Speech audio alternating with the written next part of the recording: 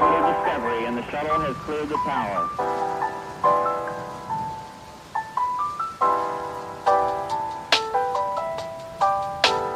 Discovery's core computers now have primary control of critical vehicle functions.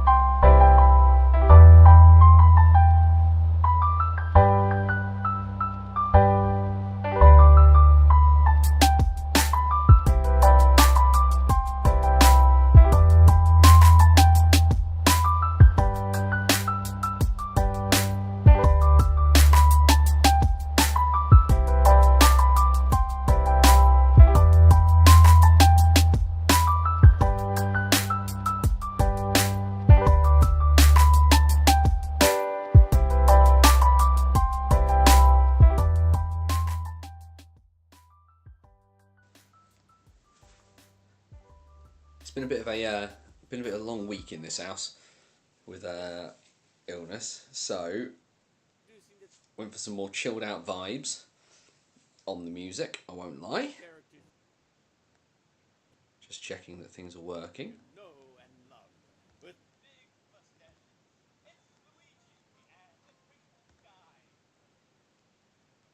I think that also just managed to kick in like an advert in the middle of the music. So you just got Mario, you just got them talking about Luigi and the Pringles dude, which is pretty impressive. Either way, let's hit the button. Hello. Yes, we have been merged, as it were. Yeah, unsurprisingly, catch up, folk. In the comments, in the chat, the secret phrase is bobble hat. Oh dear, this is all over the shop. There we go. Camera's all out of whack. Everything's all out of whack. That's better. But yes, bobble hat is your secret phrase in the chat. Won't kick off for another moment, properly for another moment or two. So you got the warm up question there. Who's going to win on the last day in the national? Plenty going on, of course, as we head into the last weekend. The one big question that does need deciding still to be there. Hello to Lee. I think Lee certainly has his colours nailed to the mast in the chat as to who will be, as to who he thinks will win on the last day. Just having a quick squiz. So I don't think there's too much to worry about tonight. There is one game happening in the Elite League, which we will keep tabs on, of course, as we go along. But yes, just make sure people are kind of coming in, that the links have gone out in bits and pieces. Let's also turn that off. Oops. Have the sounds of my phone miles up, that never helps. Fair few people are in. There we go. That's a good start. Who's going to win the last? Leeds, obviously. That's fair enough. That is a fair enough one there. G, so shout out on that one. We will give it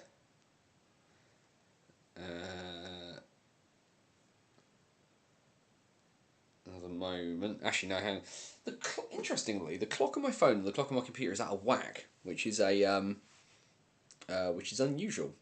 Either way, we will get rocking and rolling. Guys, gals, and the gender fluid and all beyond the binary.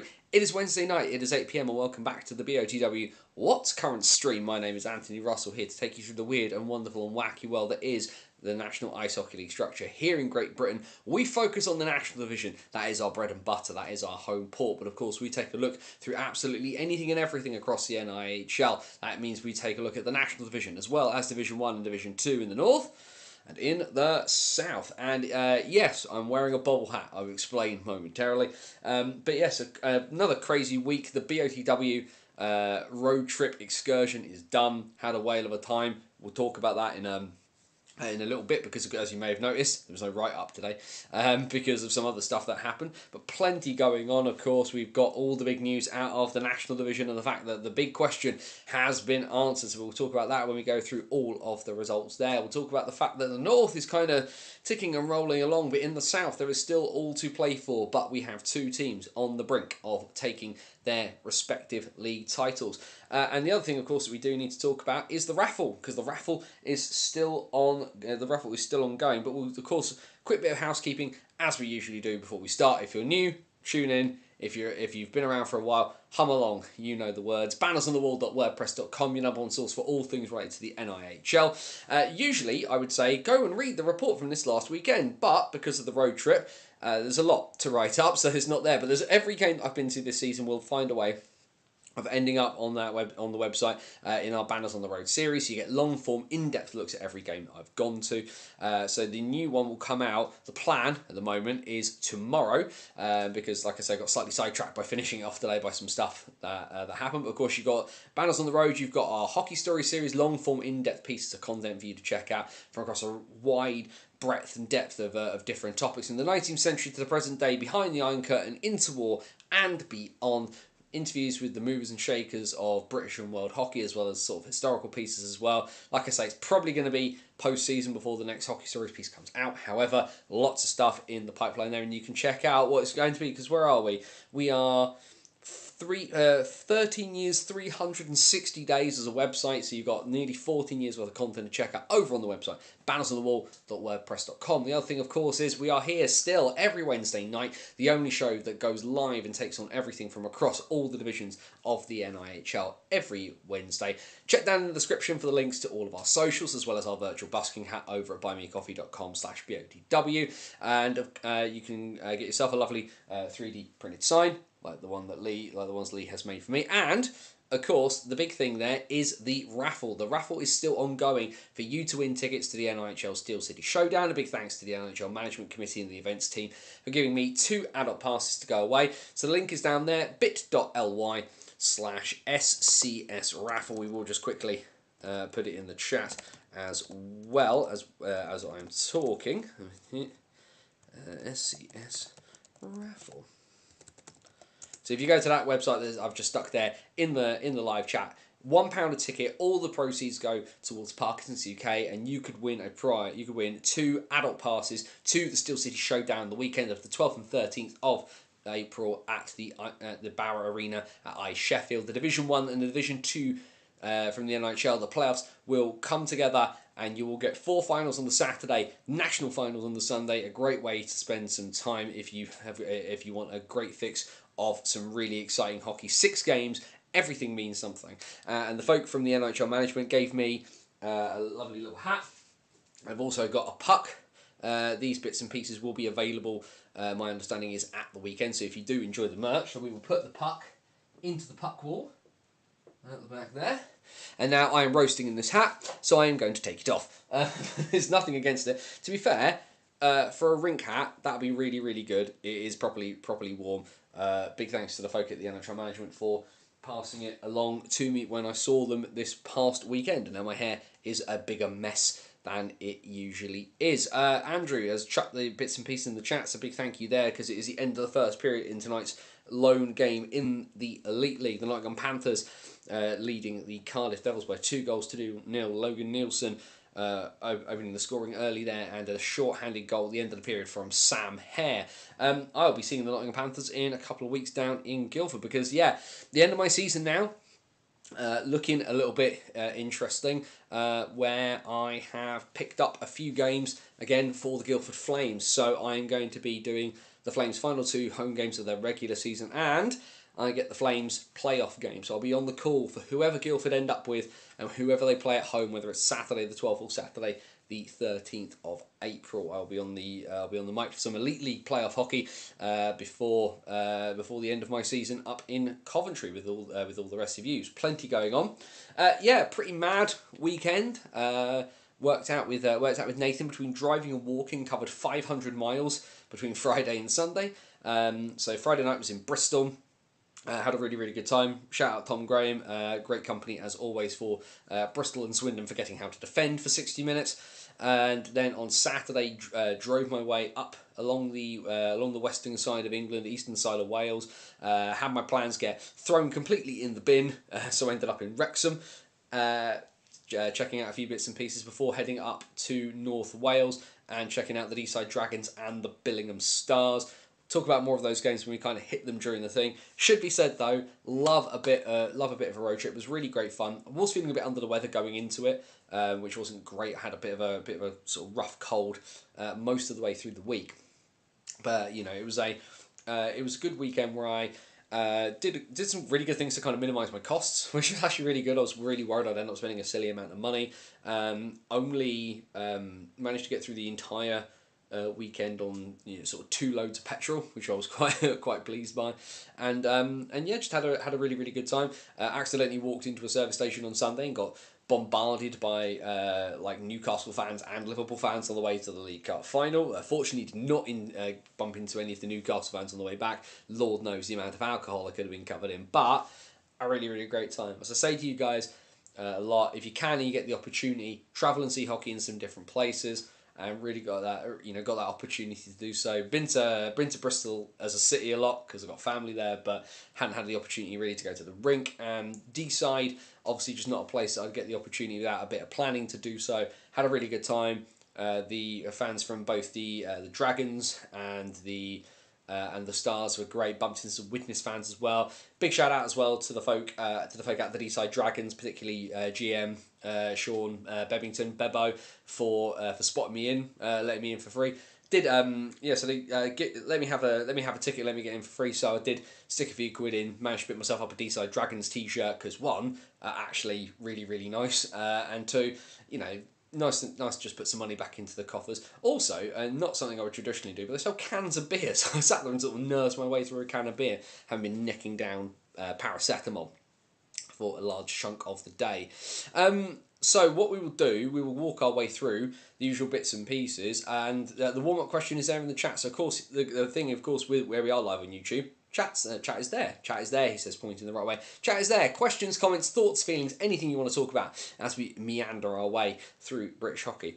The other thing this afternoon, if you missed it, I was on BBC Radio 5 Live. Got a message from Ben Hyde of Zero Pucks Given saying, I got contacted about talking about stuff to do with how Trump and Putin might put on some games between the USA and Russia, and they wanted to talk about the historical side of the rivalry. I don't know anything about that. I've given them your number, which was quite a surreal experience. Ended up speaking to Matt Chorley today on Radio 5 Live during it was about sort of 10 to 4 in the afternoon, talking about ice hockey, talking about the rivalry such as it is between the US and Russia on the ice, and the practicalities of whether such a game could kind of take place. So if you want to go check that out, I've stuck the tweets on the BOTW Twitter account. You can go check those things out. It should be on our Blue Sky and on the Facebook as well, if you want to go have a listen to me talking on national radio about ice hockey and geopolitics, which is fine because, as I say, sport and politics can't be separated. So you kind of end up with that, irrespective of whether you want it or not. So, he says, quickly needing a swig of water. But yeah, been a bit of an interesting week in this house, having got back from Wales on Sunday, and the boy's not well, unfortunately. He's picked up some sort of bug, so I was on daddy daycare duty yesterday. I'm on daddy daycare duty again tomorrow because he's not well enough to go back to school. So if I look a bit, I know I normally look a bit sort of flushed out because of the light in this room. If I look like I'm a bit knackered, that's probably why. All things considered, but we will try our best to crack on. One of the things that we will do is we will have a look at the last weekend's worth of action in the National Ice Hockey League National Division, and we all knew it was going to be a big one this weekend, with the title very much on the line. Heading into Friday, and it was down to the Sapphire for a repeat of the Cup final, and on this occasion, well, it certainly wasn't as close as it had been in the past. The Knights skating out of Romford with a 7-2 victory and avoiding a potential banana skin in that one. A hat-trick for Kieran Brown on the night, as well as goals from Ollie Endicott, Dylan Hare, Jordan Boycer and Matt Bissonette. Jake Sylvester and Tom Palmer on the board for the Raiders. And a game that's kind of played sort of at half pace until Kieran Brown decided he was going to throw a bit of an interesting hit. And that started to make things kick off. I know Romford fans were quite upset about this game by the end of things. But ultimately, the Knights avoided that potential slip-up, heading into Saturday night's main event, knowing that they could put themselves into a prime position to win the league. The other game then, on Friday, he says pressing buttons. What's happening here? Why is this not moving along? I do not understand. What has happened here?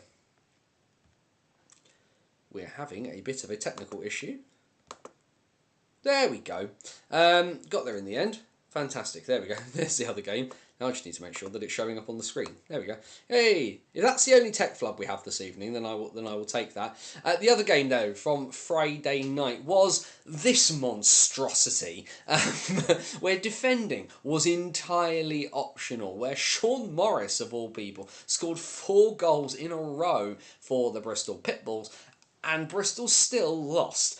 Swindon taking a 9-7 victory in this one. Hat-tricks on both sides. Swindon looking like they'd spend most of the week at Cheltenham races, and Bristol just having a very bizarre game all in all. Bailey Harewood lost early in the game. He took a high stick from Tyler Plews and was taken out of the action. Elliot Lewis ending up being chucked out of the game in the later periods for what was a pretty terrible hit, all things considered, on Ryan Wells, that a Bristol fan tried to argue with me was legal. It was about as legal as a 3-bob note.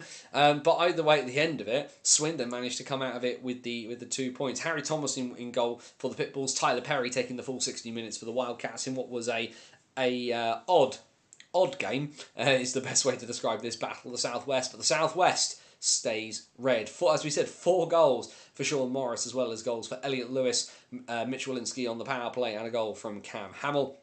For the Wildcats, Chris Jones opened the scoring, and we also got a hat-trick from Tomasz Malazinski, 2 goals from Jake Bricknell, Ryan Wells with a seeing eye shot through power play traffic, and then goals on the power play late on in the piece for Glenn Billing and Vanya Antonov. Heading into Saturday, Romford, having had a bit of a kicking at home on the Friday night, stayed at home on Saturday to welcome the Bees, and they get the point in extras, and that officially sealed the deal. The Romford Raiders marked their qualification for the National Division playoffs by ticking themselves over the line, given the results elsewhere. It took them to the extras to do it, but a overtime winning goal to complete the hat-trick from TJ Anderson does the business for Romford. Sean Miller and Jake Sylvester with the other goals for Adam Laceram's side.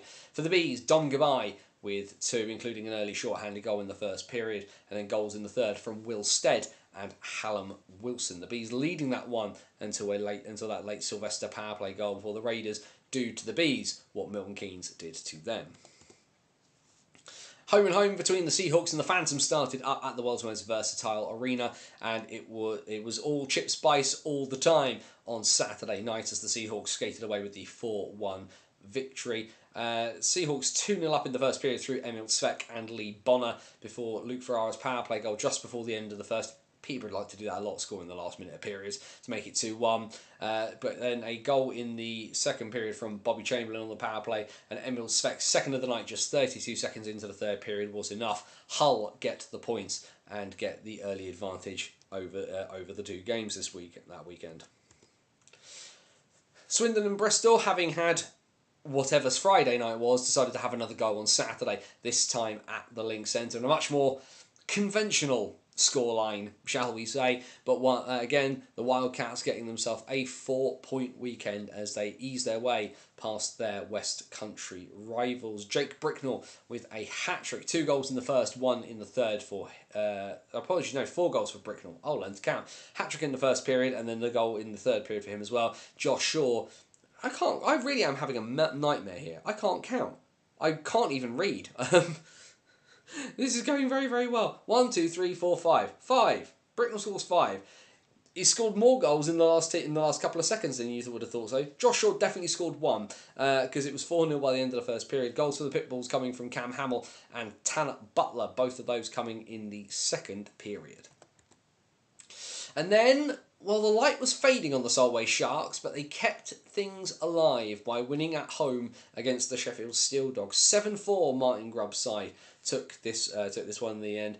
2 goals from Elmeri Helfors, 1 from Walker Summit and 1 from Brady Doxey for the Dogs. For the Sharks, who have started picking up a little bit, almost a little bit too little too late, all things considered, but managed to get a hat-trick out of Callie Robertson, 2 goals out of Kel Beattie, and a goal each for Nolan Gardner and for Bailey Thompson, who's seeing more ice time for the Sharks as the season progresses along. The one thing we have seen out of the Sharks is an announcement from Jamie Thompson that he will step away from coaching the Sharks due to Bailey's rise up into a more full-time role with the team.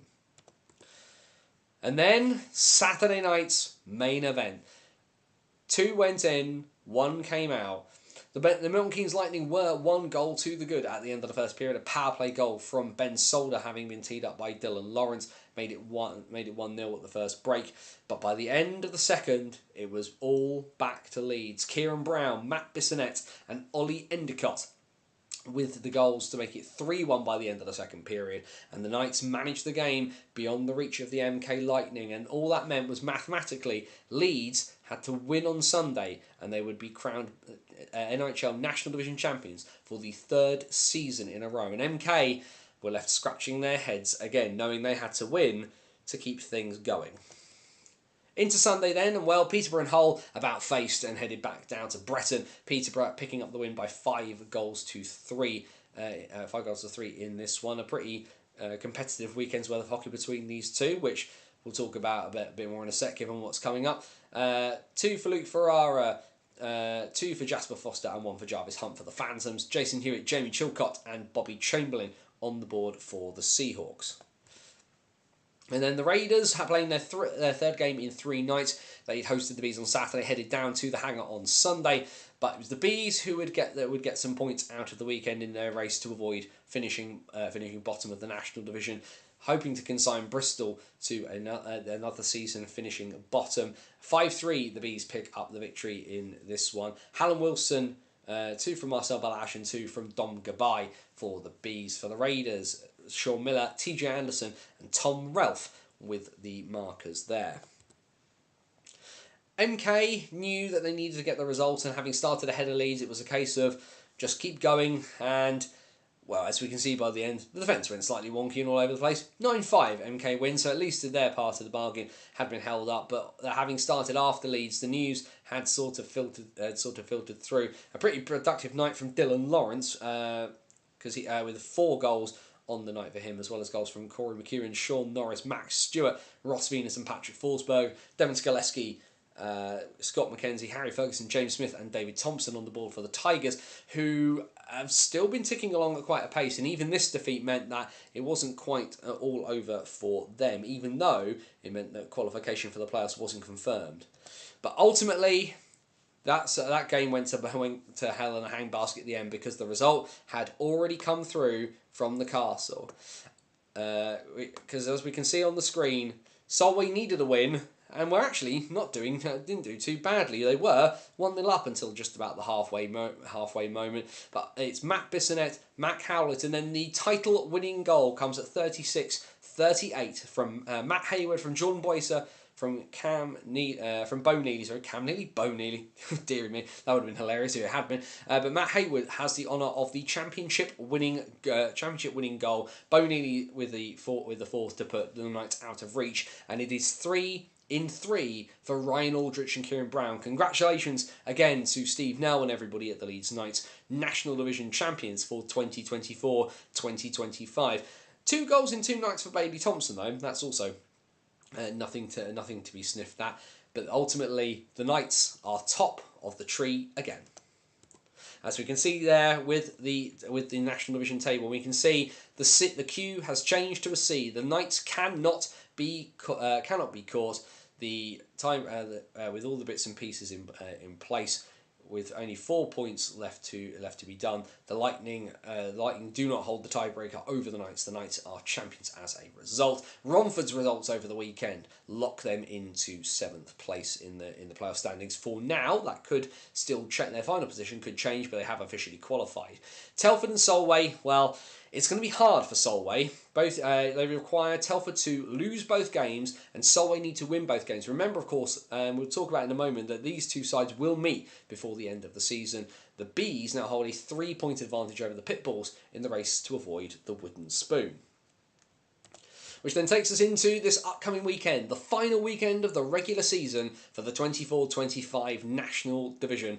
And the MK Lightning will have to pick themselves up and dust themselves down as they take on the Romford Raiders on Friday night at the Thunderdome.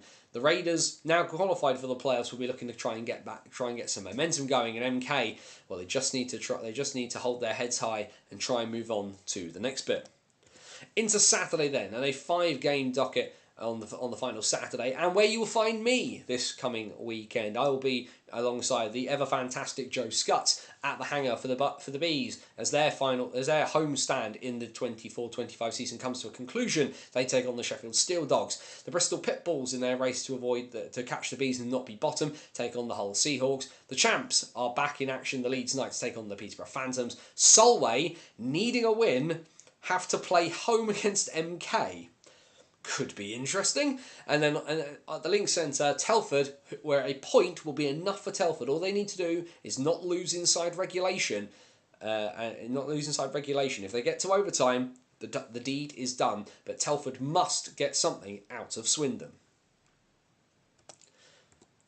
And then into Sunday, the regular season comes to a close. The Hull Seahawks will take on the Leeds Knights in a Yorkshire derby to finish things off. Peterborough take on the Bees. Romford take on Bristol. Sheffield take on Swindon. And then, like I say, if results go that way, Shropshire could be the place to be, because the final night of the season sees the Telford Tigers and the Solway Sharks meet at the Telford Ice Rink.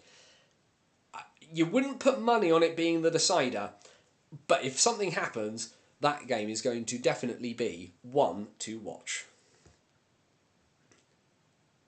The one thing we will do very, very quickly, though, as well, because we have had confirmation of it, if we just click the transition, what we have is the fixtures announced for the various playoff scenarios, including whatever happens with regards to Telford and Solway. Of course, the issue being, this could all be thrown into a bit of a slight loop.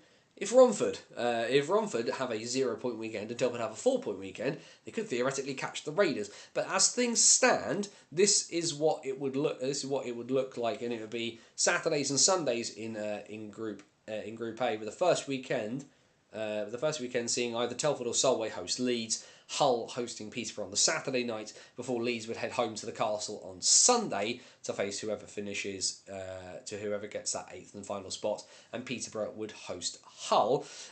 What you'd end up with is that final weekend looks interesting, if nothing else. Leeds Peterborough on the last day could be massive, particularly because you'd expect that battle between Hull and Peterborough to be quite close. If we head down into the second game, because as we don't know, I would say Romford or Telford could be an interesting one either way there. But opens up with Swindon versus Sheffield on a Saturday night. A few Friday games, of course, because it's Sheffield. As we can see, there are 2 games for the Steel Dogs. Friday the 4th of April, they'll be at home against either Romford or Telford, and then they will take on the Milton Keynes Lightning in that last weekend on Friday night, Friday the 11th of April, 7:30 face-offs, both of them at Ice Sheffield.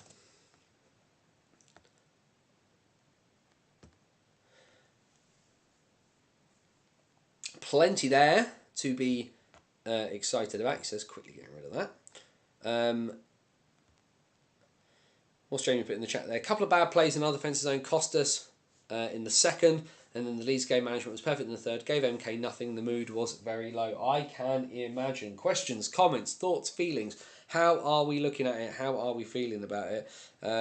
Because, yeah, a pretty crazy weekend. Ultimately, a massive congratulations to Steve Nell, to Ryan Aldrich, to Kieran Brown, and everybody at the Leeds Knights. We talk about so much here on the show about the idea about being relentless, and this is where they really, really come good, where it all comes to fruition for them, and that's why they're the best over the season. Now, let's be honest here.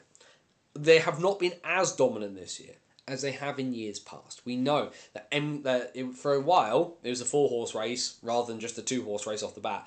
Hull was sniffing around before they fell away. Swindon were definitely sniffing around before they fell away as well. And ultimately, Leeds have been pushed much, much harder. More games lost this year than before, particularly in regulation losses as well. That's the thing we kind of saw with the league table this year. MK were picking up points. Yes, they would lose games, but they pick up points in OT, points in the shootout. So they would lose, but would still get something from it. I think if we go back to if we just quickly get back to our graphics and we skip backwards through them, because the one thing we can see from the league table is that just that big number there, like Leeds with 40 regulation wins in 52 games so far, but only the 1 win in overtime, whereas MK kept finding ways to get something out of it. 9 wins in overtime and 5 OT and shootout losses compared to the Knights 1. So yes, MK were pulling bits and pieces out. They weren't winning as many in regulation, but what would have happened there is we end up sort of getting things very very close. Now, I personally have always been a very, very big advocate of the 3 points for a regulation win, 2 for an overtime win, one for the loss kind of thing. So we can do some mathematics here if that had happened. So what we do with Leeds, we do 40 regulation wins would be 40 times 3. 40 times 3. Ooh, I can do some maths there. So 40 times 3 from 40 times 3 plus, and then they had 1 win in extras. So 1 as a time, so that is 2. And then we add on to it the shootout and overtime losses, which is just the 1, so that's just the 1 point. So that would have left Leeds. So if that was a 3-2-1 point system in that sense, Leeds would have finished on 123 points, as opposed to the 83 that they're on now. MK would have had 28 regulation wins, so that's 28 by 3, plus 9 by 2, because they've got 9 wins in overtime, and then plus 5 for that, which is 107. So it would have resulted in a much different league table where the Knights would have been a considerable distance ahead, but sort of 16 points difference had we used that system of marking bits and pieces. So what I know some people I personally still advocate for that system because I think it is a better, you incentivise winning inside the 60 minutes as a result, but certainly in this one, 2 points for a win has kept things quite close as a result. John Oakes, even there in the chat, great to find you get up to Teesside next. Yes, I think it's it might end up being something of inevitability now. We probably just have to kind of make it work, because and we'll talk more about Teesside and talk more about the Billingham Stars momentarily. Those playoff groups, though, like I say, not everything 100% set in stone just because of the way things are, but we will see, because of course Romford now officially locked in. It's now just a case of whether Telford or Solway make that one, and it's hard to see past Telford in this, because ultimately that Saturday night game against a Swindon side that wants a bit of momentum but hasn't really got anything to play for, against a Telford side that needs to win to qualify, and Solway have to get a result at home against Milton Keynes. Now Solway can 100% win that game, and you know me, I said I thought the Leeds Knights were going to take this on the last day, because I liked a bit of a story, and ultimately, one weekend early, ruined my fun, all things considered, so we can't really argue too much on that front, but it is what it is there. What we could end up with, though, like I mentioned earlier, is we could end up with a really interesting weekend here, and it is kind of now all eyes towards Telford and towards Solway, because let's face it, MK, we will see how MK respond from what was a tough weekend. They've got that game on Friday night against Romford, and then they've got to travel all the way up to Dumfries for Saturday against a Solway Sharks side that is do or die. There is no choice for the Sharks. They need to win 2 games to extend their season. They have no choice. It doesn't matter if they win in overtime or not, obviously, as we know. But on Saturday night, they need to win, and Telford need to lose. If Telford get a point, the whole thing is done. So ultimately, Telford can even try and play just to get themselves into extras. But you venture that Tommy Watkins is not going to want to play like that. The best way to do it is to go out and frustrate Swindon, drag them into the trenches, make things a bit overly physical, because that is one of the Wildcats' weaknesses as a roster. And what does Solway do? Because they are facing an MK side that has, because that would have left with an MK side that has ultimately been given the gut punch of all gut punches. They got even closer than last time, and still couldn't get themselves over the line. The Cup lost out in the semi-finals to Romford. The league title goes to the penultimate weekend. They had Leeds at home and still couldn't put it away. They couldn't take it to the last weekend, and Leeds ultimately win the title effectively by virtue of winning in MK on that Saturday night. So what MK are we going to see up in Solway? Is it going to be an energy conservation weekend ahead of what is going to be a pretty tough playoff group, if we're honest, for MK? What's Lee said there? I think Swindon would have been 105 using that 3-point rule. I think, yeah, it would have been very different. The thing is, as well, people say, "Oh, look, it's miles apart," but also you play very, very differently if you knew that if you would get more points for winning inside the 60 than if you do otherwise. So people can say that it'd be further apart because that's the only method of comparison we have. But if you know that's an option, it becomes a very different kettle of fish. I think for a style of play, it could be better that MK are Group B rather than Group A. Hull and Peterborough, very, very tricky, and both have been planning for the playoffs for a few months now. That's actually a fair point, Jamie. It should be said. Peterborough certainly have been playing towards getting themselves ready for April now. Slava writing off the league as he has a tendency to do from time to time. Hull were close, there's that point in January where we were talking about the fourth horse, and the fourth horse went lame pretty sharpish, unfortunately, for Matty Davies. But these guys have been playing for playoff hockey. Group A could be a proper ding dong, and you think ultimately one of Leeds, Hull, and Peterborough are not making Coventry. So you've got the league champions, the defending playoff champs, and the Hull Seahawks, who for me, I think are the dark horses. I think they can win the playoffs because I think they will kind of sort of propel themselves into old school Hull mode. But it does remain to be seen. Like you say, Jamie, I think Group B ultimately does serve MK a little bit better. The question, of course, will be, can MK do it? Because they blew the cup this year, blew the playoffs last year, they've blown the league this year now again. Can they actually have to get over the line and get back there? And I think that's the kind of the big issue there in terms of what's going on, because you can't keep repeating the same mistakes. You can't keep doing the same thing and expect a different outcome. What are the questions that are asked from MK and from the fans, and particularly the ownership, given the amount of money that's spent on that roster?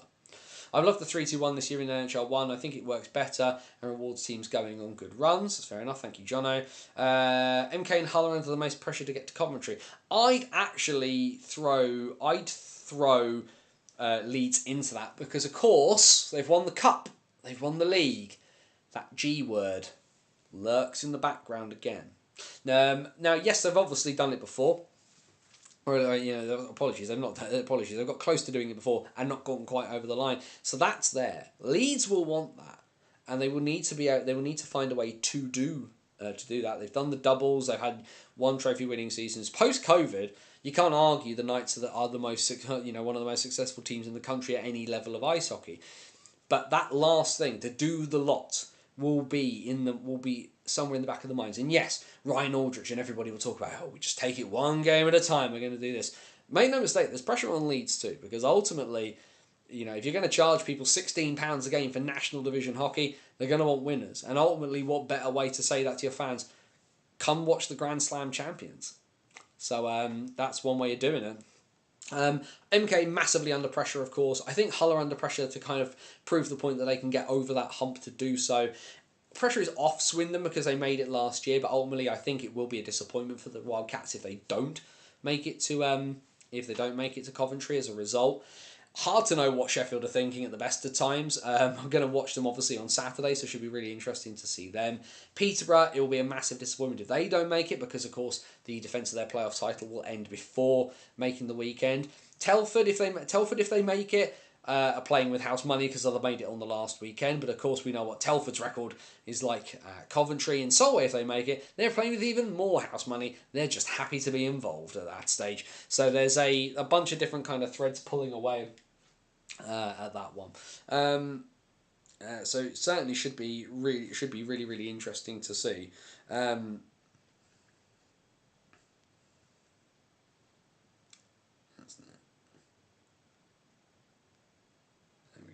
Just quickly, sorry, had a message come through, so we'll just quickly respond to that. So some really interesting threads to look at this weekend, because ultimately, as well, and the thing I've not been able to clarify, and I've not managed to get some messages out, mostly just because, like I say, it's been bonkers here this week with We're just trying to look after Nathan where he's not been well, but that resetting of penalty points into the playoffs and whether that happens or not. Because of course we've seen in years past guys mysteriously sitting out games in the end of it. I remember in the Bison's final season, the penultimate game of the league season, where we all knew that playoff points would be reset, and the final game of the season sort of like no Liam Morris, no Gail Labuele, like guys just like nah. And the Bison played like 4 kids. It was like Freddie Stevens came in, and it was a bunch of kids out of the juniors who all made their debuts in the final home game of the season because the Bison just weren't playing guys who could potentially get a ban going into the playoffs. So that was a very, very interesting one to see. But yeah, certainly we know Telford are going to come at it full throttle. Solway are going to come at it full throttle because they need to as much as anything else. And I'm fascinated to see how other people approach this. If MK don't make Coventry, Wallace will be gone because that is the ultimate disaster, and MK fans can't stomach missing Coventry for the 3rd straight year. Plus, it's better if MK make it to Coventry. I certainly think it changes the dynamic if the Lightning are there because of how the Barmy Army. Whatever you think of MK fans, the Barmy Army travel in numbers and they do make a lot of noise. Now, when they're not there, trying to make it about themselves is the bit that always kind of sticks in my craw a little bit. Turn up and enjoy the hockey. It's not about you if your team's not there, right? Certainly I think it is fascinating to watch MK fans when MK are playing, because there's always that expectation and what they do. The thing is, at Coventry, everybody's nerves are that little bit bigger and a little bit more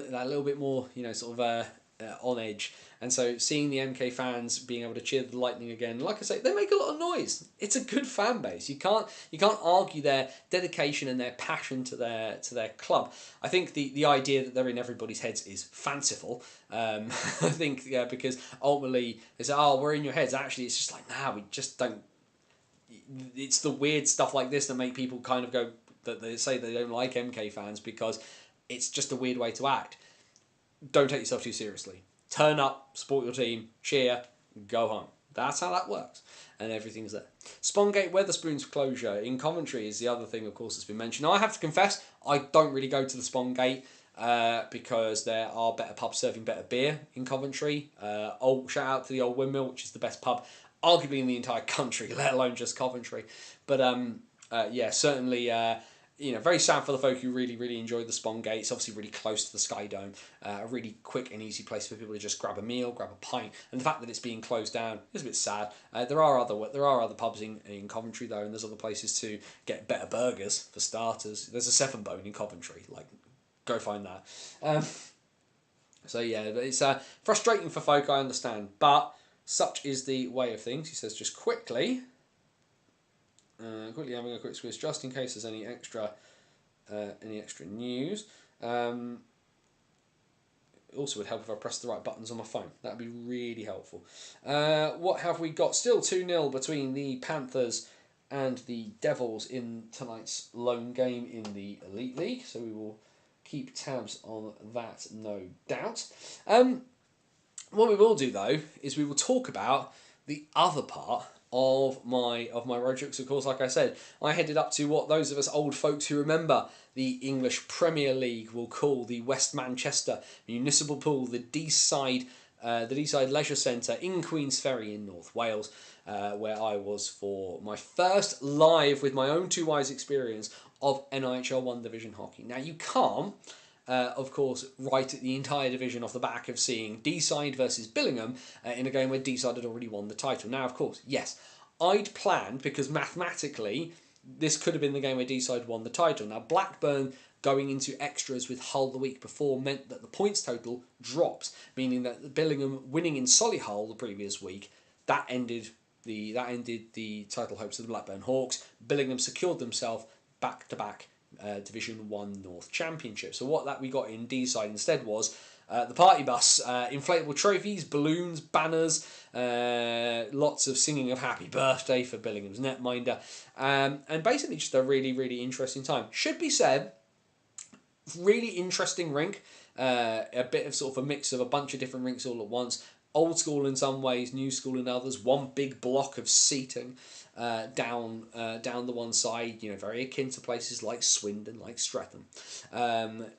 Some of the old classics, roll over hot dogs, and everything like that. Selling cans of beer and bottles of cider for people to have.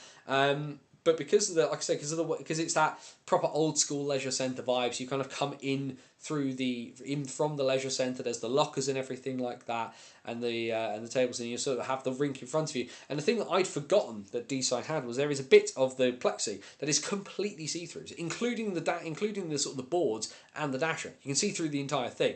That's weird. That took me a little bit by surprise.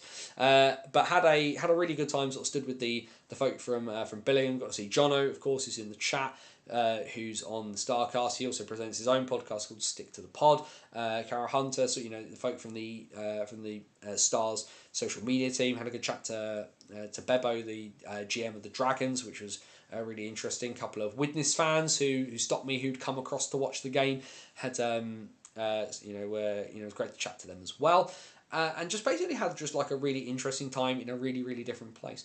I'm one of these people who really enjoys travelling, so the essence of kind of going around and going to different places and seeing stuff I hadn't seen before. Like I was meant to just drive up the M6. Well, the M6 had a crash on it, so I ended up driving through random parts of Shropshire that I didn't expect to. And the football game was going to got cancelled, so I ended up driving through some back roads to Wrexham to kill some time. And I've never been to sort of Shotton and D-side properly, so I was checking bits and pieces out there, and I was staying in an Airbnb in someone's house, so I turned up and some lovely old dear made me a cup of tea and gave me a toffee crisp, which was pretty awesome.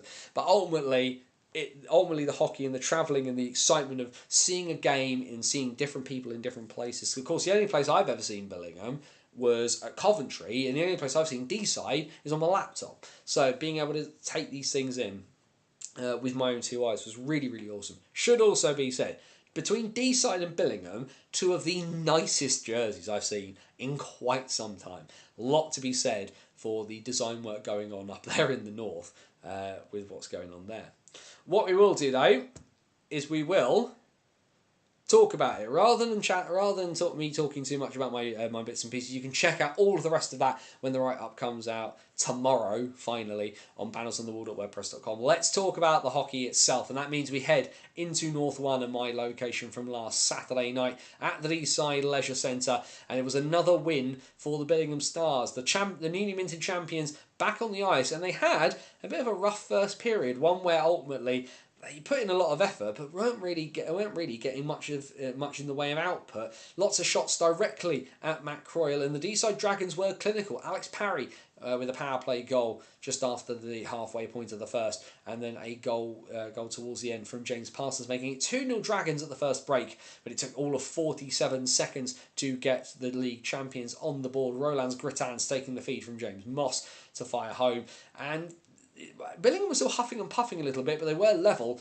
by the end of the second, thanks to Ian Brown. And then in the third, 4 goals in the third, 6 unanswered. That's why they're champions. Michael Elder, another goal from Ian Brown, a power play goal from Callum Wilkinson, and then a second of the night from Elder to finish things off. A 6-2 Billingham victory in this one, in a game where the Dragons outshot the Stars. Not 100% certain on that one myself. But a pretty impressive 42 save performance from Jacob Hammond, tending the goal on his 21st birthday. Elsewhere on Saturday night, up at Hillheads, the Whitley Warriors helped Widnes edge further away from the playoffs. The Leeds Knights are closing in ever so slowly because of results like this for Widnes. 3-1 the Warriors win. Kyle Ross and Harry Harley scoring either side of the second break. Flynn Massey getting Widnes on the board and keeping it close, but then a late goal from Jaden White making it 3-1. The Warriors get all 3 points as they march towards the playoffs. The Knights, however, did not help themselves. A 4-0 shutout defeat at home for Hull. Kieran Beach, Richard Hagar, Ethan Daintith and Ian Kerman with the goals, all the scoring done by the end of the second period. The Jets 3-0 up at the end of the first in this one, and a 27-shot shutout for Dom Smith. Luca DeSantri making 40 saves on the other side, which is still impressive, but not the result the Knights needed if they wanted to clinch the post-season. Into Sunday, and Scimitars, well, they are out and away, having lost at home by 8-3 against the Solihull Barons, as between as between the variety of crazy numbers that people are putting up. Congratulations to Dan Mulcahy having gotten assists on this one. He too has pushed himself, as far as we're aware, over the now he's over the, or at least he should be at 99. I'm trying to remember. He's pretty close to the 100 mark though, but he should. You'd assume if he's not got there already, he will do before too long, because 57 plus 42 is 99. I'd seen someone saying he was over 100 points. And he's definitely... No, he is over 100 points because he's got his 58th point there on his assist. 58 and 42 is 100. 100 on the nose. I can count. Counting live, everybody. But yes, 100 points for Dan Mulcahy, so well done to him on that one. Goals in this one for the Scimitars. 2 for Christian Pelling, 1 from Brandon Chard. Goals for the Barons. 2 from Matt Maurice, 2 from Nicholas Otterson. And goals for Jacob Rice, Dan Mulcahy, Charlie Webb and Zach Yokiyama. On Sunday, the Dragons and the Stars about faced and headed up to the Northeast, and yeah, I got 7. What did I get? I got 16 goals on Friday night. Folk who went to the Forum on Sunday got 19, as Billingham went absolutely barking mad, including the big moments where Chris Sykes who started the day on 93 points, has also broken the 100-point barrier for the season. So congratulations to him. Sykes, of course, is now second on the all-time points list for the Stars, having passed that mark earlier in the season. And then Ian Brown, who needed a couple of goals to get himself over the line, has gotten himself to 67 for the season in regulation. He has now got the single highest single season goals total in North 1, surpassing the total of 65 set by Jason Hewitt for the Hull Pirates back in 2018-2019. If we skip down then, it was a little bit of a short-benched D-side Dragons in this one. Goals for them, 2 for Jack Witkowski, 1 for Jared Dickinson, 1 for Charles Phillips, and 1 for Gary Simpson. For the Stars, a 4-goal night and 6 points for Ian Brown. 2 goals for James Moss, 2 goals for Rolands Grittans, and 2 goals for Darren Stattersfield, who in the last couple of weeks has suddenly decided he just wants to score all the time. A 1-goal and 7-point night for Chris Sykes, as we said, takes him over the century mark. Goals as well for Conor McNulty, Sean Galloway, and Lucas Dowdall.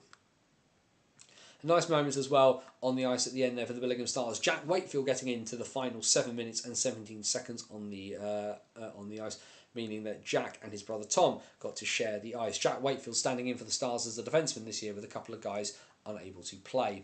And then Widnes, well, they needed a result. They did not get a result. They got close, but not close enough. The Hull Jets getting themselves a little bit of momentum heading towards the postseason with a 7-5 win at the world's most versatile arena against the Wild. It's going to be a pretty tough last weekend for Widnes, all things considered, because they needed points this weekend and didn't get them. Goals for the Jets coming 2 goals for Adam Jessico, 2 for Kieran Beach, as well as goals from Boris Gibber, Harry Barwell, and Devis Uranox. For the Wild, 2 goals from Matt Barlow, and also on the score sheet, Andrew Hopkins, Michael Gilbert, and Luke Alston.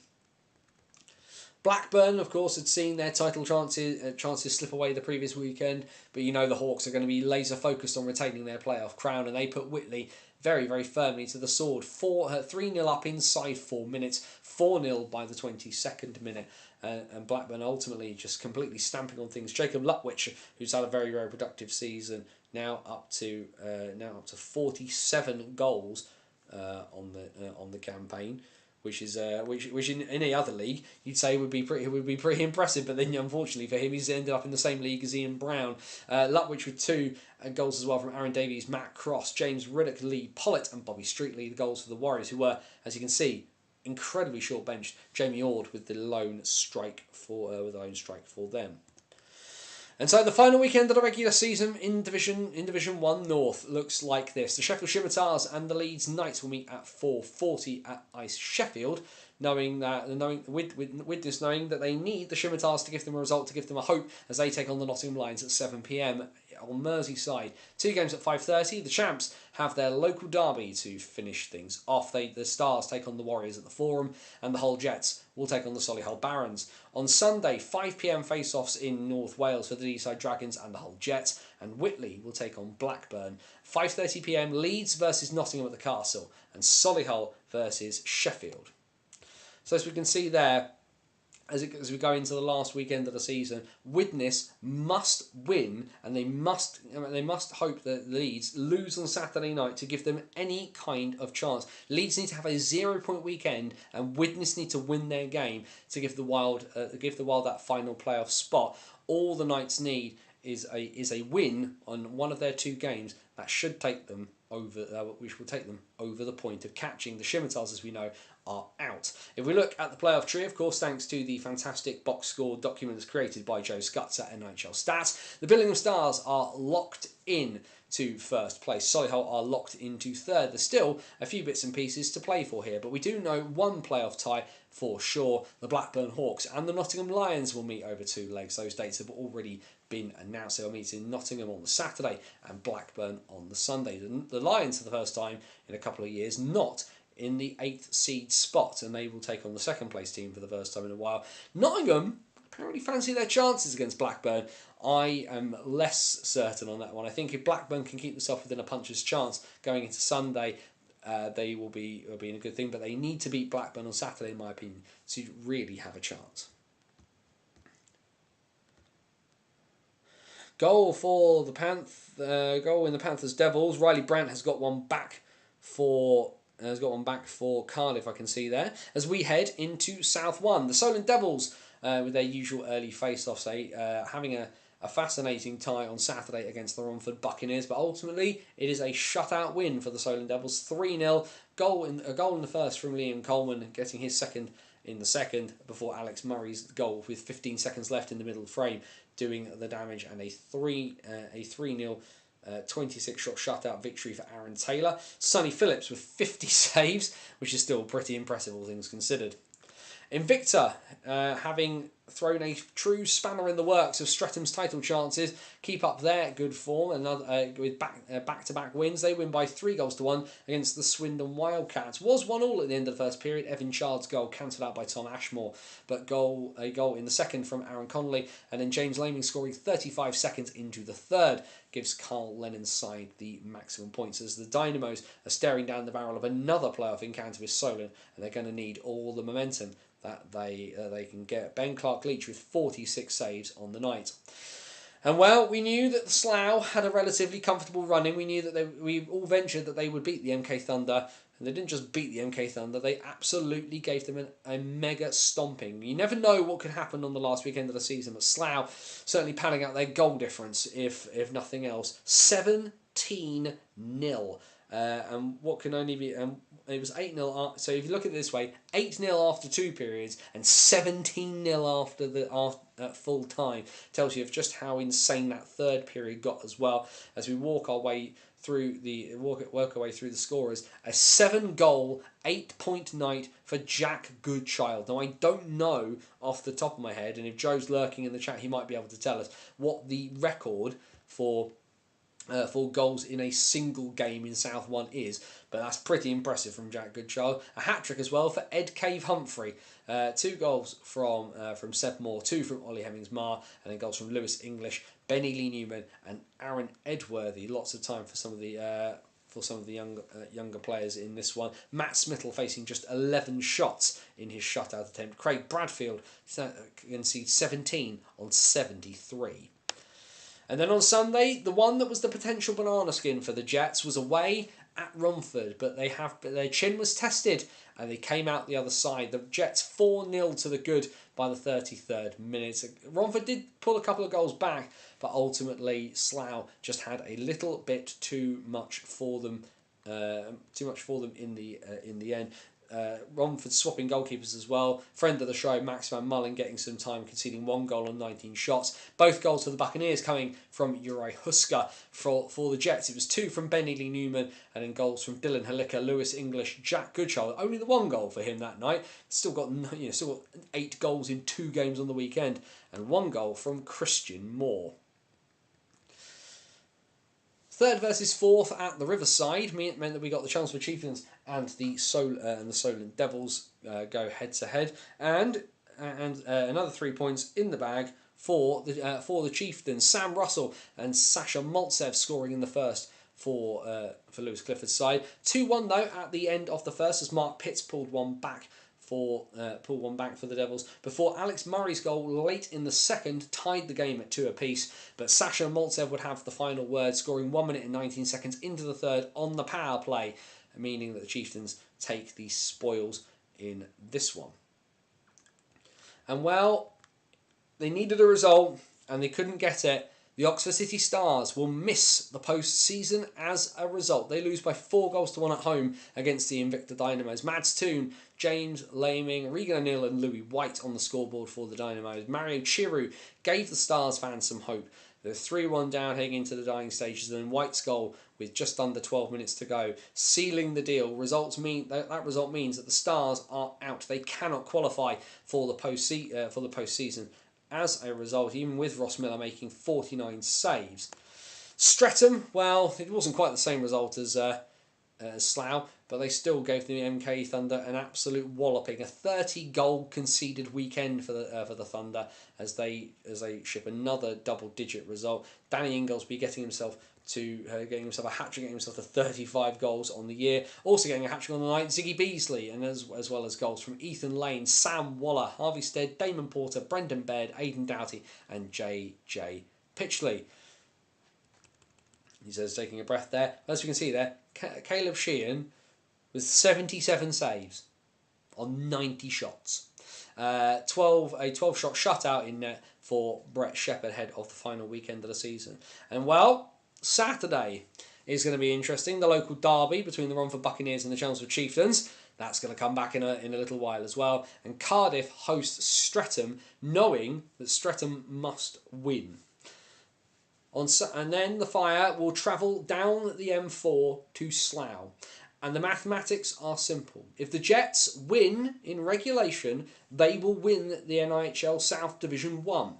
Streatham must beat Solent at home on the high road and must beat Cardiff to have any chance. If the Jets slip up and end up either losing in regulation or end up going into extras, if Streatham win out and get all 6 points and Slough do not take a regulation win, Streatham would take the title on the head-to-head between the two sides. Swindon take on Oxford, that's at 6:30 with a local derby to finish off things there. MK will bring this season to a conclusion with at the moment just 1 win. Can they make it 2 against the Romford Buccaneers? As we look at the playoff tree, a fair few bits are already locked in, including 2 ties. Solent and Invicto, who did battle last year, will go back to war again. Chelmsford and Romford will meet in the 3 versus 6 seed. And then it's just a matter of who plays whom and who finishes where. If Slough or Streatham as champions will take on the Cardiff Fire. Whoever finishes second gets a home and home tie in the quarterfinals with the Swindon Wildcats. It's also worth noting as well that whoever finishes first or second, Slough and Streatham would be kept away from each other, but could win out and could face each other in the South 1 final at Sheffield.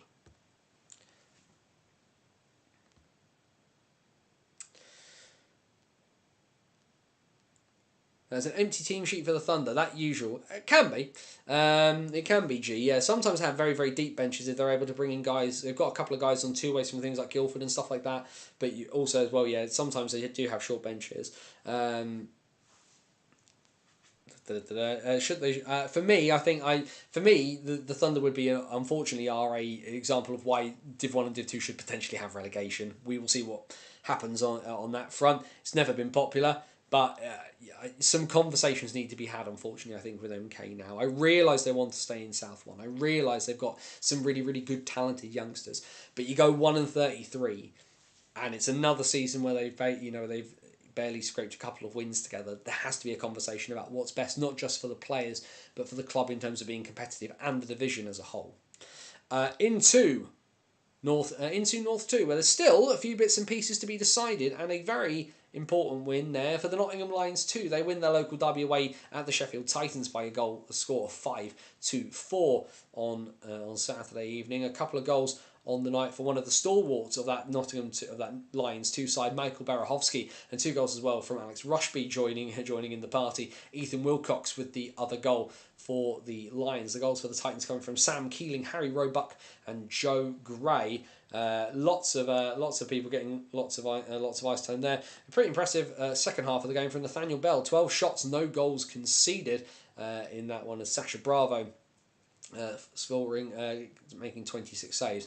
And then Sutton took out all of their frustrations, losing the cup to Telford, losing the league to Telford, and then losing last. There's a result coming up that's going to make you they'll make you shake your heads.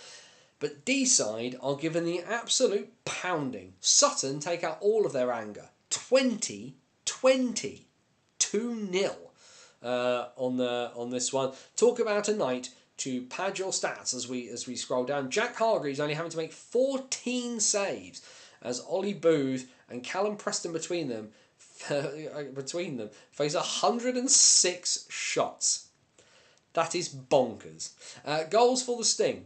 4 points and 4 goals and 8 points on the night for Morgan Glasby. A hat-trick and 7 points on the night for Elliot Meadows. A hat-trick and 4 points on the night for Callum Russell. A 2+2 night from Joe Coulton. 1 goal and 4 points on the night from Lawson Glasby. Goals as well from Ben Crowther, Charlie Saunders, Ollie Watson, Will Stennett, Cameron Akers, Adam Brooks-Smith and Bailey Templar. And then Sutton did this on the Sunday.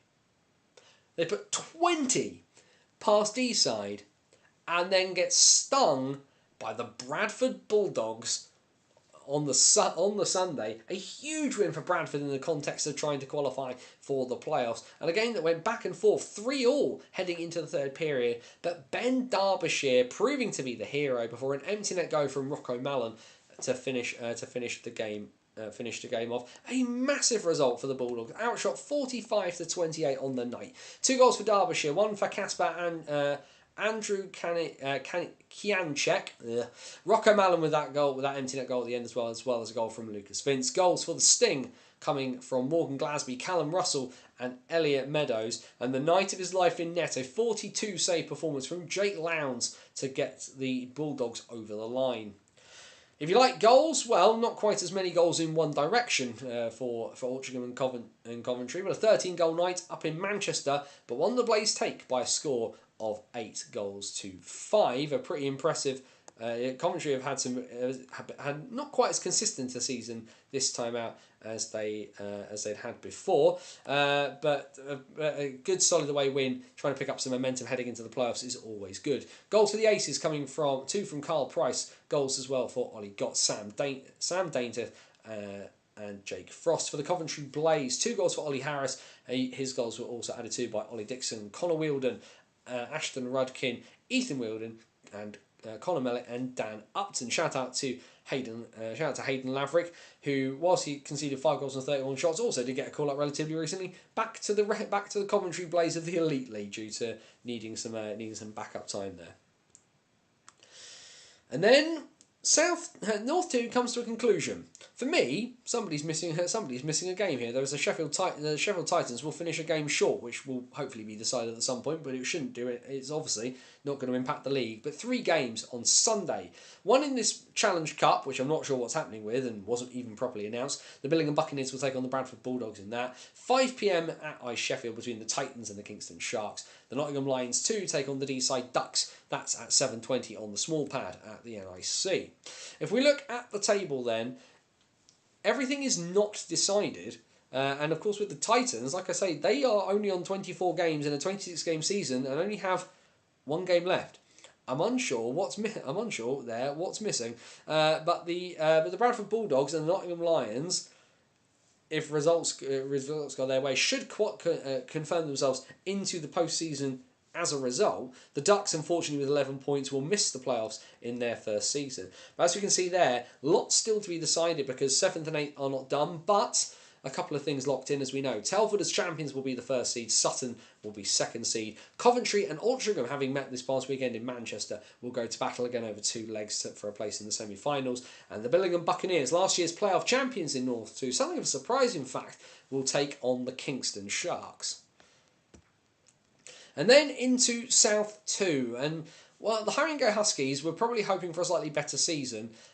but I've managed to pick up some form at a good time as we head towards the end of it. And a bad result for Bristol, who are still looking to try and secure their playoff qualification. That will go to the last weekend as the Huskies win by 8-2 at Alexandra Palace against the Pitbulls. James Wood did put the Pitbulls one goal to the good, and then he scored the first and last goal of the game. The problem was the 8 Haringey goals in between it. 2 from Martin Jazz, 2 from Jaden Bulkar, 2 from Connor Smith back from his trip to Japan, 1 for Ben Beldacos and 1 for Ollie Cooper.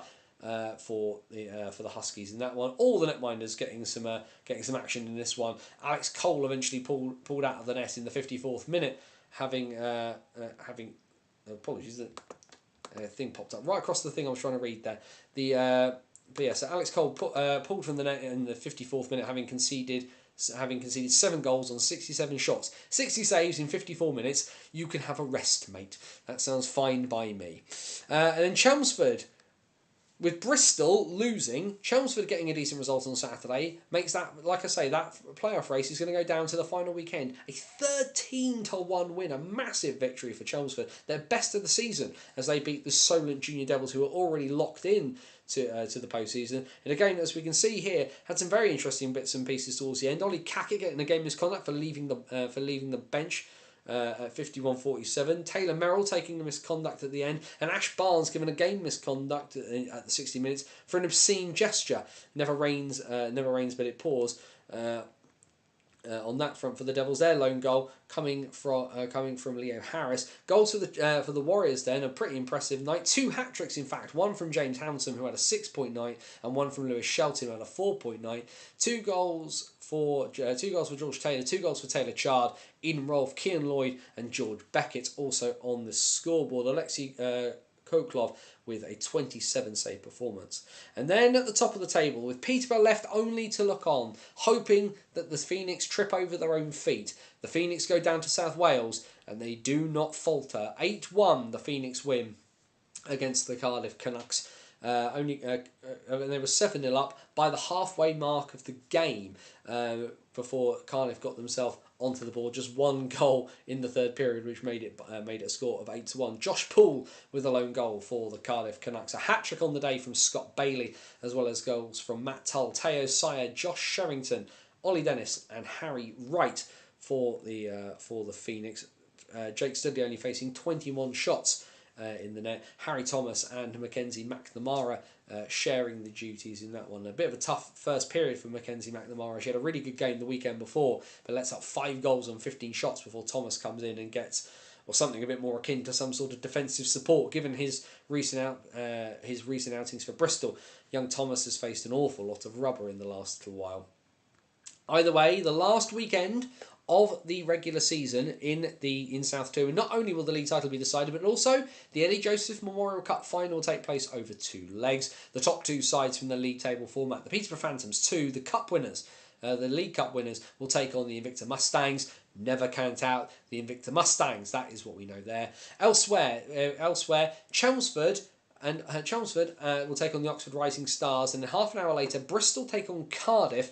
In Cardiff Bay. The Canucks are in the playoffs. The Warriors and the Pitbulls will look at the implications of that one momentarily, because the big one is at 5:30 at the Guildford Spectrum, and it is as simple as this for the Guildford Phoenix.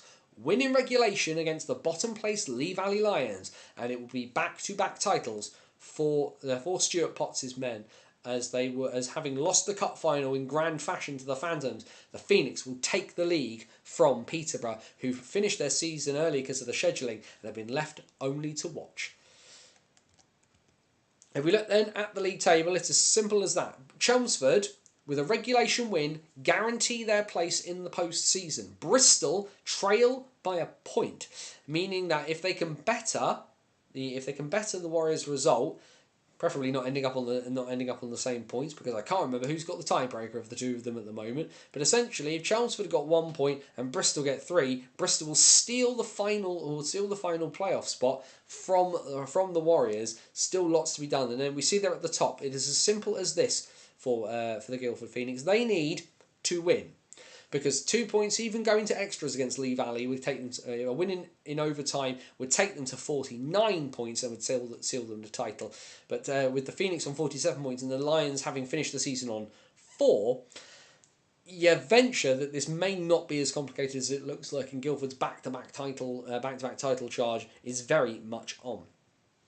Not as many games not as much sort of locked in as we can see there. For example, because we don't know our league champions and we don't know who's finishing in 8th, that entire first game is still very much up in the air. But what we do know, the Invicta Mustangs, of course, the surprise winners of the playoffs a couple of years back, and South 2 has been generally pretty good for springing some surprise, given that Basingstoke and Invicta have won in back-to-back years. But Invicta will take on Oxford, and Oxford are a very interesting side in South 2 this year. Could they be the ones to spring a surprise?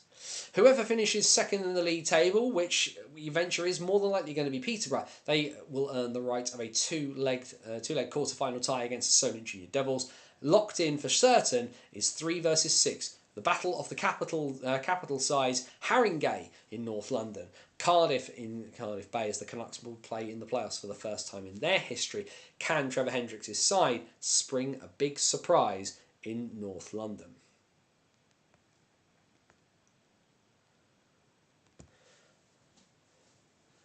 And with that, we have gone through the whole lot. Leeds to Lee Valley, nobody left out. As we head into the final weekend of the regular season in the National Ice Hockey League, every game from the previous weekend done. We open the door. Questions, comments, thoughts, feelings, anything anybody wants to chuck into the chat. Let's talk about it now. 9:15, so we've got a little bit of time we can kill.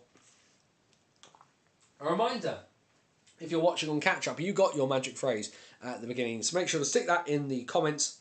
And tell us, what your thoughts are. Tell us what's going on for bits and pieces. Who do you think is gonna take the last playoff spot in the National? Who's going to take that last playoff spot in South 2? That one's gone really down to the wire. North 2 still wide open at the bottom as well. Lots of stuff going on. Lots to check out as we go. 3-1 Nottingham at the end of the second period, thanks to Tim Doherty, making it 3-1 at 37-34. Doherty, however we're going to pronounce that. Just checking the other bits of news. Not just, there's always that moment, of course, because you just want to see whether anything appears. Nothing immediately that I can see. Slightly iffy looking hit by the looks of it in that game. But not much else leaping out at bits and pieces. Certainly fascinated to be, like I say, I'll be in Slough on Saturday evening alongside Joe Scotts for the final home game of the Berkshire Bees regular season against Sheffield, so really looking forward to that. Commentating, I've got a lot of commentary now in the next couple of weeks, so it's going to be a fun end to my season, keeping myself busy as always. Unfortunately, can't be in Sheffield for the Steel City Showdown, but of course, do remember, it'll be there in the chat, it's in the description as well. If you want to win 2 tickets to the Steel City Showdown, then it's bit.ly/SCS, all capital letters, and then capital R raffle, SCS raffle. It's in the chat, it's in the description. The raffle ends at 8:45 p.m. this coming Sunday, the 23rd. So the end of the regular season means not just the regular season ends, but the raffle will end, and you, along with a bunch of sides, can book your place at the Steel City Showdown, where you can get fun things like hats and pucks. They're in the puck wall. And stuff like that. Plenty of fun bits and pieces happening from NHL management. Thanks for the free stuff. All things considered. Would love Solway to qualify, but it doesn't look promising. It is. If Solway managed to qualify, it would be the ultimate comeback for the ages, and it would be the ultimate head loss from Telford. Andrew, of course, popping in as he usually does. Andrew Day, our social media scoreboard supremo. Firstly, of course, Andrew, big fan of Swedish hockey, telling me that Frölunda's women have won the Svenska Dama Hockey League playoffs against Luleå. And then what we have is the bits and pieces from the WNIHL. So we go back to last weekend for the Women's Elite League, and a big win for the Whitley Bay Beacons. They beat the Streatham Storm by 5-1. Whoever scheduled that game to be midday face-off is just not very nice. But Ruby Newlands, Claire Turnbull, Abby Coleshaw, Steph Townsend, Evie May Tyndall for the Beacons, Maria Murray on the board for the Storm.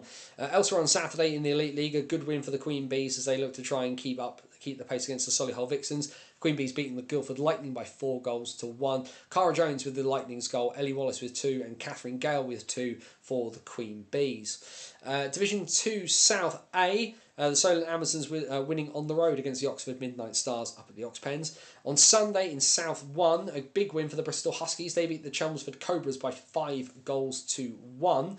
On Sunday in South 1, another one of the local derbies, the Swindon Top Cats beating the Cardiff Comets by 7-1 in that one. And in 2 North on Sunday, a draw between Widnes Wild and the Kingston Diamonds Division 2 roster. That was a 4-4 draw on Merseyside. So this upcoming weekend then, the Solihull Vixens are creeping ever closer to the Women's Elite League title. Can they do the business on Saturday against the Kingston Diamonds? In 1 North on Saturday, the Sheffield Shadows take on the Caledonia Steel Queens. In the South on Saturday, the Fire Bees, that second team from the Queen Bees organisation, take on the Chelmsford Cobras. And on Sunday, it's another one for another Southwest battle. The Bristol Huskies will meet the Swindon Top Cats at Cribbs Causeway. South 2B on Saturday, Chelmsford Pythons versus the Coventry Phoenix, and Invicta Dynamics versus Bristol Huskies 2. And then on Sunday in 2A, the Solent Amazons will have outfaced with the Oxford Midnight Stars. Those two will meet on Sunday in Gosport. Big thanks as ever to Andrew for chucking in those fixtures as he usually does for us. I did see a comment from Jamie in the midst of all that, so we'll just scroll back up very quickly. Jealous of Jack and Dan watching the Caps last night versus Detroit. Ovi only 8 away. Would love for Ovi to break it in the regular season game at Pittsburgh. The irony. Yeah, for folks who haven't seen, Jack and Dan from Macca's Talk Hockey are doing a little road trip on the east coast of America. At the moment, this is what happens when you have time, money, and no commitments. But those guys are having a fantastic time. I saw Jack as well was interviewed for Fox 5 local news in DC. Shout out the Wildcats, and they cut it, which is always a bit of a kicker in those fronts. But those guys look like they're having a fantastic time. Be interesting to hear about that on the podcast when they're back as well. Great that they've managed to find the time to do that so close to the end of the season, and also as well, as Cats fans, I venture if they'd been in the title race, this would have been a very, very different conversation when they booked things. But they've managed to certainly from Dan's a Bison fan like me, but Jack is a Cats fan, and hopefully they are able to luckily if Swindon had been more in the title race at this point, what would he have done? Is the big question there. So, but those guys will be back soon. Of course, I'm sure we'll get an episode from them after this upcoming weekend, and heading into the playoffs. Plenty of bits and pieces to talk about. Apologies, just checking something in the corner of the room. That's what I thought it was.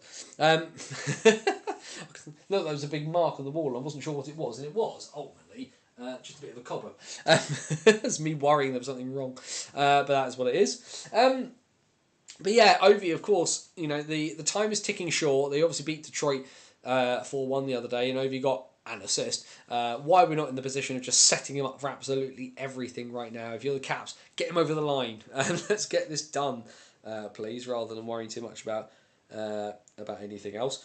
But lots of hockey still to be played in the National Hockey League. One thing I was going to check was, because they were playing this evening, was what are our friends doing in Germany, because the Eisbären Berlin and Liam Kirk are in their quarter-final series of the playoffs. Having finished second in the regular season, Berlin are in a quarter-final series against the Straubing Tigers.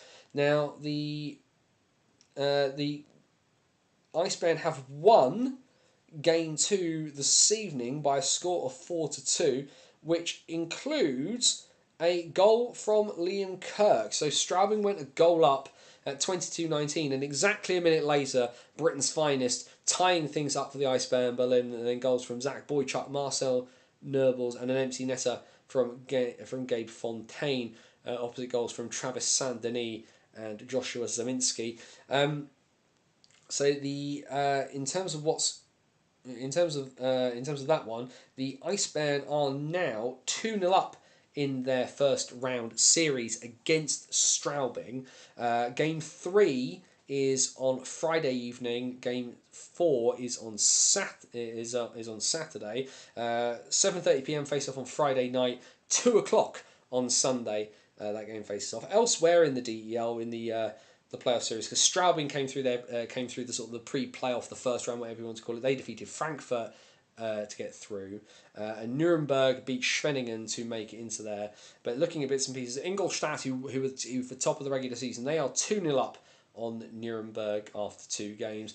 The slightly bigger shock at the moment is Bremerhaven, 3rd seed, currently down in their series against the 6th seed Kölner Higher, having lost Köln having won 5-0 and 5-2 in those first 2 games. They will play Friday and Monday, and then it's currently 1-1 in the 4 versus 5 series, which is Mannheim against Munich. Mannheim winning the first game 2-1, Munich winning the second game 5-2. They will meet on Friday night and then Sunday evening. And Mannheim winning that first game in overtime. If you want to check up on what's happening with Liam Kirk, you want the Magenta Sport YouTube channel if you want to catch the highlights. So Magenta is spelled like the colour magenta, and then Sport, you will get the highlights from the DEL games there. There are obviously websites of a dubious locality you can probably watch the games. I ain't going to tell you that. Jamie, chatting to Dan on Saturday night in Milton Keynes. I think they're watching Rangers versus Toronto tomorrow at MSG. Heading home. I think they'll be at the Link on Saturday. Yeah, fair play to them for doing that. I know they were smashing a lot into a really short space of time. They were at they've done Boston, they've done New York, so I think they've kind of gone round in a bit of a almost like a sort of a triangle, sort of square-ish kind of shape. It should be said, but they're covering a lot of ground in a lot of space of time. So a lot of people picking this time of year to do hockey road trips. But that's the joy, right? Like, I'm not in a position where I can drop. Where I can kind of do those kind of things, because I'm old, man. I'm like, if I'm going to do that kind of thing, I'm renting a car, or I'm like flying in bits and pieces, and I get old, and I get tired much quicker now because I'm 40. I'm not as young as those guys. I'm just not. But the joy of it is, right, is that you can go and you can do these bits and pieces. You can have these hockey trips, and it doesn't really matter where you go. You can go to America and you can watch the Bruins and the Rangers, and it's no different and no more important than going to Bratislava and watching the Extraliga, or going to Romania and watching the Erste Liga, or going and watching the South African League in that ice rink at the back of a casino in Cape Town, right? Hockey is hockey. And like, this sounds like a horrible clanging thing, but when I was talking to the producer from the BBC earlier before I went on 5 Live, he asked, will people watch these games? If America plays Russia, will people watch these games? And I said, well, some people won't, right? But hockey is hockey. People will watch hockey. And it doesn't matter where you go. It doesn't matter the level either. There's great stuff to be had. And whether it's Boston, whether it's Billingham, whether it's Detroit, whether it's D-side, whether it's Berlin, whether it's Berlin or Widnes or Bradford, it doesn't matter. Like, this sport gives us so much, and you can enjoy it wherever you go. And it doesn't matter if it's men's, whether it's women's, it doesn't matter if it's the 1st division or the 5th division. There's so much good stuff to do. And we are blessed in Great Britain in a lot of ways by the fact that there is so much hockey on our doorstep that we can kind of go and check out and do bits and pieces. And that's always going to be, yes, I'm always going to advocate going and checking out stuff. The fact that Jack and Dan have found the time to go out to the States and do that, and they found the opportunity to do that, is brilliant, and it's fantastic. And I'm sure they've had an absolute whale of a time. But if you haven't got the money to go to New York, if you haven't got the money to go to Vancouver or LA or Minnesota or wherever, if all you say to yourself is, all I can do is I can get down to that away game in Victor, more power to you. Go. Enjoy it. Because ultimately, are the New York Rangers bigger than the Invicta Dynamos? Absolutely. Are they more important in the grand scheme? Absolutely not. Hockey is hockey. Enjoy it where you find it. Do what you can. Love where you find the sport. Enjoy those moments. Meet new people. Shake hands. Have beers or drinks of whatever persuasion that you want. Just go and enjoy it. And especially as we edge towards the end of the season, playoffs is coming around. We're going to be without it for a few months. Take what you can get. Enjoy it. Revel in it. Welcome people in. Make new friends. Let's all have a wonderful time. Because 1 month from today is Saturday the 19th of April. and we will be down to the final 2 games of the NIHL structure. By this time in a month, we will know who will be in the final of the NIHL National Division playoffs. And after that, our season will be done. Love what you find it. Last call, ladies and gentlemen. Last call for questions, comments, thoughts and feelings. Anything you want to chuck in? I need water.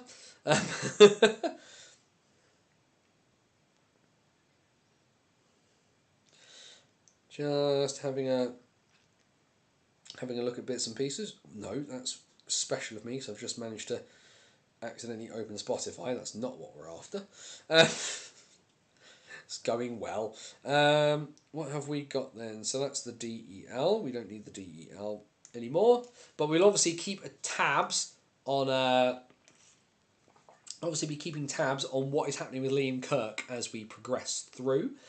5-1 Nottingham blinked, and yeah, Nottingham scored 2 goals in just over a minute in the to start the third period there. Matt Alfaro and a second of the night for Sam Hare, meaning that by 42:09 it's now 5-1 to the Panthers. Andrew, lots of free ice hockey. Most women's games are free. Rec hockey is free. Like you say, hockey is hockey. The women's season goes into May, so that's an extra month for me. This is very true, Dave, and I'm not set as to what I am doing. I'm wanting to go to Chico Cole's testimonial in Gosport, and then I'll be looking around potentially for any games up at Guildford as well. But do need to have a conversation with the wife on that one and an extra pass. If Slough win on Sunday, is it confirmed Billingham versus Slough? Yep. So the Sunday at Coventry is not playoff related. Sunday at Coventry is always the league winners, the regular season league champions, facing off against each other. So at the moment, Billingham wait on whoever it will be. Will it be Slough or will it be Streatham? But if whoever wins the South 1 title makes their way to that 12 o'clock face-off on Sunday the 20th of April, Easter Sunday, but only one team will rise as NIHL Division 1 national champions. So we will preview that game a bit closer to the weekend itself, only because, of course, we've got the Division 1 playoffs and the Steel City Showdown, which will, of course, give us playoff winners in North 1 and South 1, and then a Division 1 national playoff champion. So playoffs are completely separate. The game in Coventry is regular season winners versus regular season winners, champions versus champions, to do that one. For you, Anthony, I recommend the Amazons. They are a decent side, or the Sirens, if you'd rather go to Slough than Gosport. That's a very good point, actually. If the Amazons are around, I should really go down to Gosport. I should probably take the boy as well. He'd probably find that fun. Although, my understanding, Dave, the real big kicker is apparently the Sailmaker's getting a refurb. The Amazons I should really go and watch. Go and see Hannah Driver, legend of Basingstoke hockey, of course, playing in Gosport at the moment. So we'll have to check out the fixtures. But as you can appreciate, where the NIHL is my focus, and I've got commentary as well coming up in the next couple of weeks. It's going to be a busy end of the season for me. I'm looking forward to it, and I'm going to be very tired.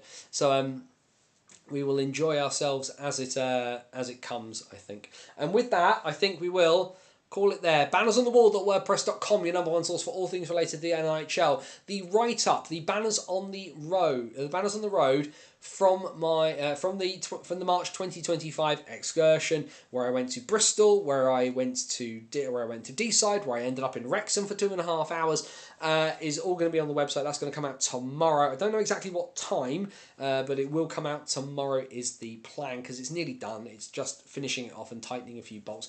But of course, you've got the back all the way through the season. Every game I go to gets that in-depth write-up for Banners on the Road. You've also got our Hockey Stories series, long-form, in-depth pieces of content, some written, some audio-visual, where we tell the stories of people involved in lots of different aspects of the game: coaches, players, referees.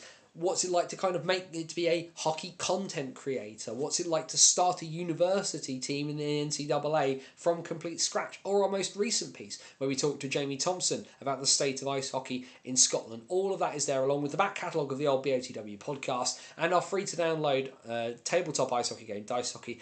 Nearly 14 years worth of content over at bannersonthewall.wordpress.com. All of the social media links, Facebook, Twitter, Blue Sky, including the link to our virtual busking hat at buymeacoffee.com/BOTW, is all down below in the description or here on YouTube. BOTW is not going to go behind a paywall, but obviously it costs to exist. And if you like the content you get, if you enjoy the stuff that you get, please do think about chucking a couple of quid in there. It just helps to pay for some of the stuff I do. But as I say, the joy of Bits and Pieces is that YouTube, Wednesday nights, 8 PM, the NHL's first, only, and I think the best show that covers absolutely everything from across the entirety of the NHL. Every game, all 5 divisions, every week, from Leeds to Lee Valley, everybody gets the look in, and you only get that here. Wednesday nights on YouTube at the BOTW What's Current stream. Hit the subscribe button to subscribe to the channel. Like the video, share the video, do all those bits and pieces. And, of course, the other big bit is the raffle. We're still giving away 2 tickets to the NHL's Steel City Showdown event on the 12th and 13th of April at Ice Sheffield. You can be there to witness 6 finals. The 4 regional playoff finals on the Saturday, the national playoff finals on the Sunday at Ice Sheffield. Hit the link below in the description. It's also there in the chat, where £1 a ticket, proceeds go to Parkinson's UK. You could have your ticket to the big show on the 12th and 13th of April at Ice Sheffield. And otherwise, like I say, you can join us back here next week, Wednesday night, 8 PM for the BOTW What's Current stream. So there we go. The final weekend of the regular season is here. A couple of teams, their season ends on a season has already already ended in a few places in Division 2, but it ends properly for everybody this coming Sunday. Somebody is going to get a couple of tickets to the Steel City Showdown, courtesy of moi and the NHL Bits and Pieces. But Sunday night, one chapter ends, and the next season starts to begin. The playoffs are just around the corner, and all of us together can be here back here on Wednesday night, and we can start preparing. Be happy. And if you can't be happy wherever you are, please do your very best to please be safe. As my friend Scott Edwards would say, take care of yourself and somebody else. For bannersonthewall.wordpress.com, this is Anthony Russell saying stay safe. And so long till next time. Fun weekend. If you're in Slough at the weekend, do come say hello. But otherwise, enjoy your hockey where you find it. And then join us back here next Wednesday night, 8 PM on YouTube for the BOTW What's Current stream.